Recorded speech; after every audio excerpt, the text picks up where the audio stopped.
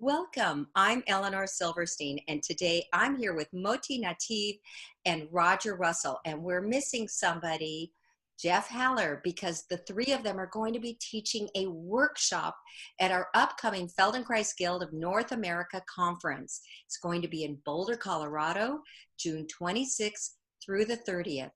And the title of their workshop is called Two Masters and a Nerd. Who's the nerd? Who's the master? Somebody tell me. Okay, Moti, tell me about this. I can tell you that I have this little argument with Roger because he made himself the nerd, and I think that it's not right. But you see, there is one nerd and two masters, so he is more powerful than two masters, one against two masters. Ah, okay. Well, we can do, we can clear that up on the tatami. Okay. So tell us whoever loses gets to be the nerd, Moti. I love that. What is the idea of the workshop that you're going to be, the three of you will be teaching?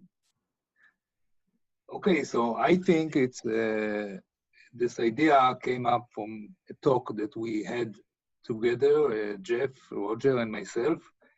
And suddenly I was surprised that, they said, okay, we have to meet and present to the community this idea, this history of Feldenkrais and the martial arts. And I really think that for me, I look at myself, it's a good opportunity because, Jeff and Roger, they are really big researchers of the method, and I can kind of link in with this research that I'm doing. And I can tell you that since I'm researching ongoing all the time, every time I have new discoveries, and for me, it's an opportunity to share with Jeff and Roger and with all the people that will come to the workshop this aspect of the Feldenkrais method. And I can tell you that many feel that or know that Moshe was doing some judo, jiu-jitsu, whatever, and in 1950 he started to promote the Feldenkrais method. That's what I usually say. But you know that martial artists, they go on this way, the way of the martial arts, all of their life. And for me, this idea came up quite lately, and I look again at Moshe, how he teaches the method and how he's talking about the martial arts, how he talks about these teachers of judo.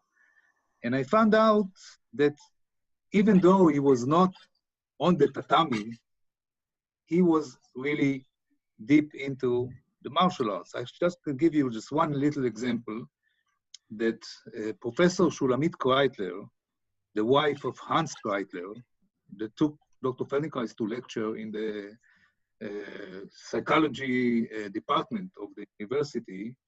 And Feldenkrais, as you know, in 1965, 66, was lecturing in this department, psychology. And he became good friend with Hans. And then one day he came to meet Shulamit at her home in Tel Aviv. It's very close to Frug Street where he lived.